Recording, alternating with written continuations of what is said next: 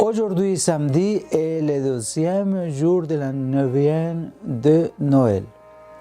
Comme pilule, offrons à Jésus nos misères pour qu'il puisse les transformer.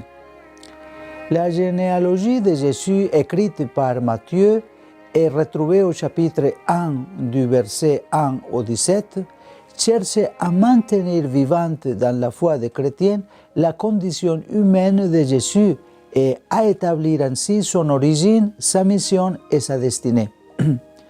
Avec ses racines généalogiques enfoncées dans l'histoire des hommes, son nom est entrelacé des personnes qui englobent toute l'humanité.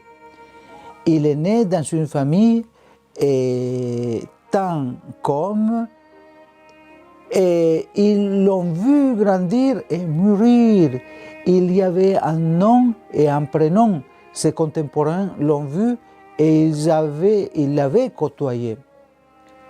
Dans la liste généalogique de Jésus, on trouve non seulement des personnages honorables, mais aussi d'autres noms de réputation douteuse.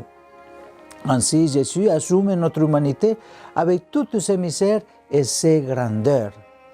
Dieu a voulu que Jésus soit inséré dans les clairs-obscurs de l'histoire du peuple qui n'a pas toujours été exemplaire.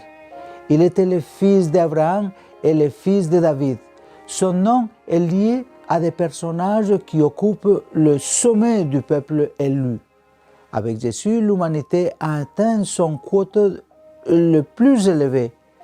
En effet, Jésus, ayant des ancêtres qu'aujourd'hui nous jugeons comme des gens pas très bons, nous invite à ne mépriser personne, mais à être toujours miséricordieux envers tous, sans faire d'exception.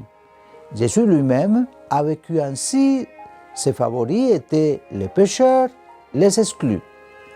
Nous offrons ce Noël notre propre misère à l'enfant Dieu et n'excluons personne de notre amour, même aimons et prions pour ceux qui nous ont fait souffrir. Aujourd'hui, samedi, prions en demandant à Marie, la mère de Jésus, de nous aider à être miséricordieux comme elle. Souveraine Marie, mère de Jésus et notre mère, à qui tu as fait confiance sans réserve en Dieu notre Père, aide-nous à obtenir l'esprit de disponibilité pour recevoir la parole du Seigneur et renouveler la foi en ton Fils Jésus, en la vivant en communauté avec des attitudes de la vérité et de la réconciliation pour parvenir à la paix et à l'harmonie en Ukraine et dans le monde entier. Accompagne de ton amour maternel l'humanité qui marche à la lumière du Verbe fait homme et surtout, nous vous confions nos familles afin qu'à l'exemple de la maison de Nazareth, elles soient plus saintes et que s'élèvent en elles des vocations sacerdotales, des religieux et des agents pastoraux laïcs pour qu'ils soient envoyés prêcher l'évangile de lumière pour construire ensemble la paix dans le monde.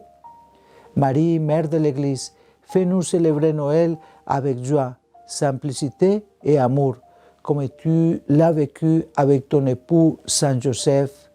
Amen.